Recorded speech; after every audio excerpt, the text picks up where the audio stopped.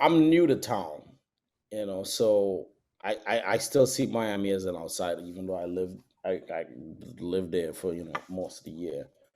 Um, I think I'm blown away by the arts community, the visual arts community. It's actually the amount of events. It's inspiring, but it's also overwhelming. The amount of events and the type of support that they get worldwide. I mean, look at our Basel. Our Basel is like Woodstock. You know what I'm saying?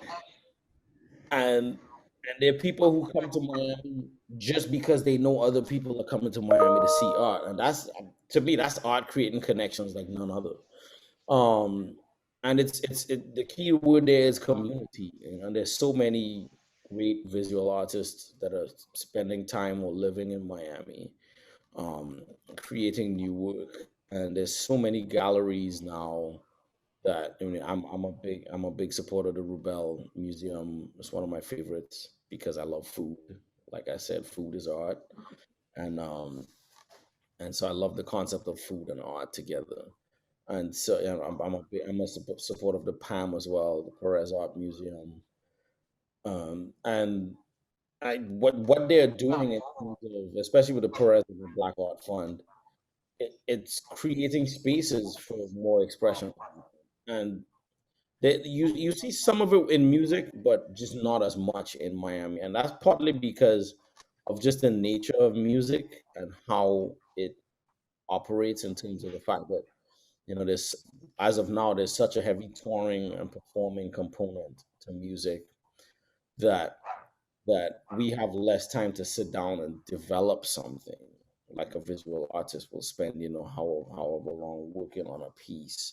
I mean, we might compose that piece, um, but then to tour, then we have a significant amount of touring that has to happen. So, music kind of goes all over the place. I mean, art goes around the place as well, but art will sit in a gallery for a while. And I think it would be great to see music get to sit in spaces for a while as well.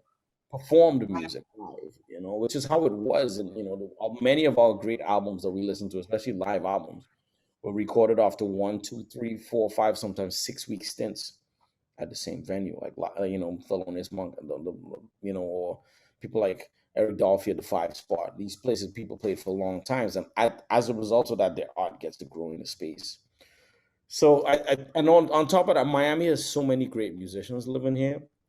But one of the challenges we have so many great musicians who are so busy, and so we're always all over the place. I live in Miami, but I'm in Myrtle Beach, South Carolina right now. I'm in Charleston, South Carolina tomorrow, and so having a space for us to come together and convene.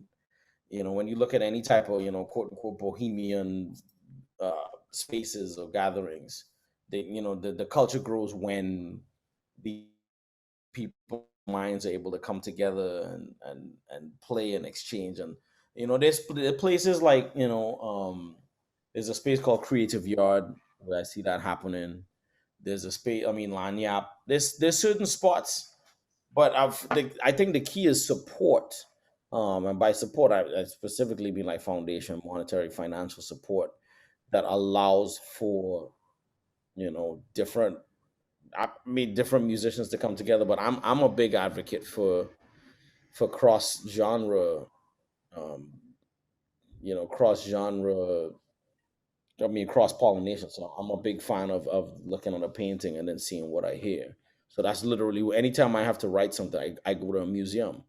I walk around. I spend at least 2 hours in a museum and then trying to zone in on each piece, read the descriptions. I understand the story, and then from that, I might hear a sound. I might see a melody. I might hear a groove, and then from that, I go home. So that's an immediate exchange that happens for me. So I think Miami is, and that's one of the reasons I moved here because it's such a vibrant scene. And I think the explosion that happened in visual art in Miami over the last, I don't know, 5, 10 years, I think is going to happen in music as well. But not just music, but with composition, orchestral composition, jazz compositions, etc. I think it's definitely happening already, and it's only going to continue to do like that.